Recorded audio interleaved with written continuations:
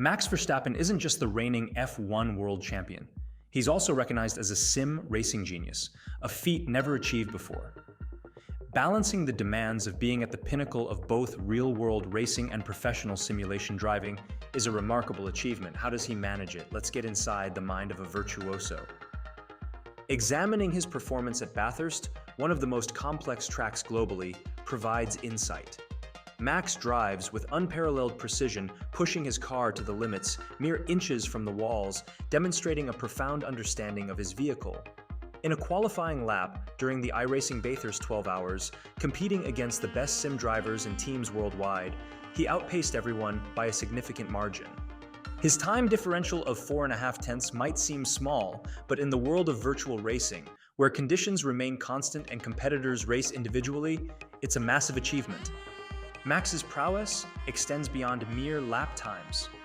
In events like the Le Mans Virtual, he displayed exceptional skill, executing a flawless start and building substantial leads against seasoned professionals from both real and virtual racing worlds.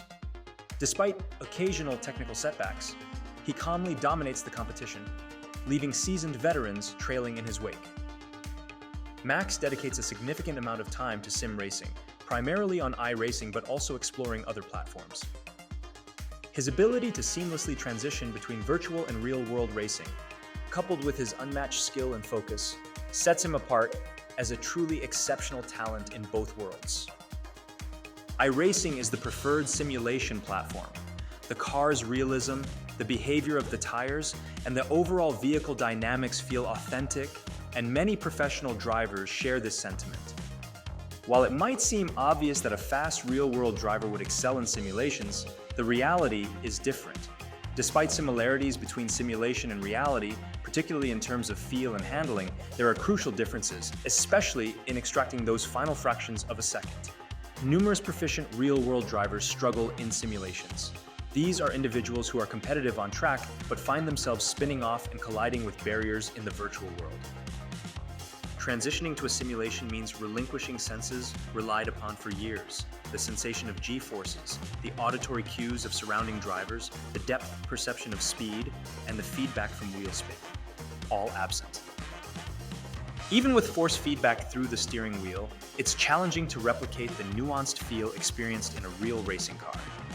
Furthermore, there are disparities in technique and racing strategies compared to real-world scenarios. In reality, drivers rely on physical sensations to gauge tire grip and adjust to changing conditions, such as tire degradation and fuel consumption affecting the car's balance. While force feedback offers some insight into these aspects, it's not a perfect substitute for the intricate feedback derived from direct physical contact with the car. Ultimately, sim racing presents its own set of challenges and adjustments, requiring drivers to recalibrate their instincts and adapt their techniques to succeed in virtual racing. Interestingly, Max, like many top sim drivers, employs some clever techniques to enhance his performance. For instance, he pays close attention to the distinct grinding or rubbing noise produced by the tires in iRacing. Max adjusts the engine settings all the way down and the tire sounds all the way up. This allows him to gauge the tire's proximity to their limit, a method simulating the feeling in a real race car. Moreover, Max and many other top sim drivers have honed their skills primarily in the virtual realm before transitioning to real-world racing at a high level. They've learned to drive quickly in simulations using fewer sensory inputs. This adaptability often enables them to perform well when transitioning to real cars. However, there are notable differences between real and sim driving. Real-world drivers typically require more track time to develop the trust and confidence in the car that comes naturally with experience. Thus, providing sim drivers ample track time can significantly enhance their competitiveness, bridging the gap between virtual and real-world racing. However, Max is taking a different route, and he's not alone. Numerous other drivers, including Lando Norris, Rubens Barrichello, Fernando Alonso, Bruno Spengler, and Roman Grosjean, among others, have also delved into sim racing. After Max's victory at the USGP last year at the Circuit of the Americas, he was spotted in iRacing lobbies just 3 hours later. That is dedication. What's particularly fascinating is Max's similarity in driving style between the virtual and real worlds. He maintains an incredibly aggressive approach, which isn't necessarily negative. In events like the iRacing Petit Le Mans, Max executes daring overtakes and robust defensive maneuvers, mirroring his on-track persona. For instance, in the Le Mans Virtual, he strategically positions his car, nudging opponents to maintain his line, a tactic reminiscent of his real-world racing strategy. While opinions may vary, Max's maneuvers fall within the regulations. He doesn't incur penalties for his bold moves, showcasing the essence of great competition, pushing right up to the limit of the rules while remaining within their bounds. When it comes to driving, there's another striking similarity. Max leaves absolutely no margin, consistently utilizing every millimeter of the track and executing bold overtakes. However, this aggressive style has occasionally led to setbacks. For instance, during last year's Le Mans Virtual, he crashed out after aggressively taking curbs at the chicanes and sending his car into the barriers. Similarly, at Spa 6 Hours, while overtaking a GTE car in an LMP2, his attempt to go around the outside at Eau Rouge resulted in contact and ended with Max in the barrier. Undoubtedly, Max's driving mentality is geared towards winning, but this approach can sometimes backfire. While his mindset remains consistent, the specific conditions and sensory inputs differ between real and virtual racing environments. Max's teammate at Team Redline aptly described him as dynamic in his driving, capable of pushing any car to its limits. Max's intrinsic drive and work ethic ensure he extracts the maximum performance from the vehicle, a trait shared by the best drivers. They possess the ability to adapt swiftly to different cars and conditions, consistently pushing themselves and their machines to the edge. In the real world, testing or practice time is limited, so even if the car's handling is challenging, drivers must adapt their style to maximize performance. Interestingly, in the simulation, Max isn't piloting a Red Bull F1 car, but rather GT, LMP2, and F3 cars, each demanding distinct driving approaches. GT cars, for instance, are heavier and equipped with features like traction control and ABS, necessitating a different driving technique compared to Formula cars. For example, in a Formula car with high downforce, braking involves initially applying maximum pressure and then gradually easing off as downforce decreases to prevent tire lockup.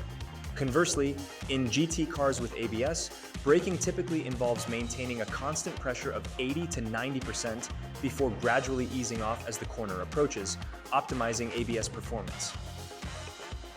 Though Max doesn't simulate Formula One cars, the simulation experience with GT cars requires a unique driving technique.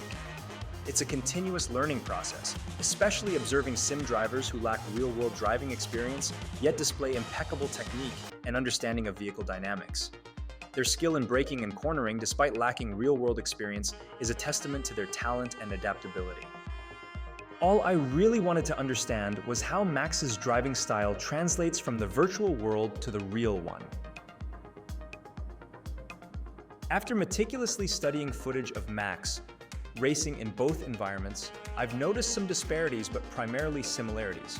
One crucial aspect is that Max has been driving F1 cars in simulations, altering the specifics of his technique. Recent F1 car generations demand smoothness in transitions from braking to turning to acceleration are paramount, creating a fluid motion that Max adjusts to, whether he's in a GT or LMP2 car in the sim.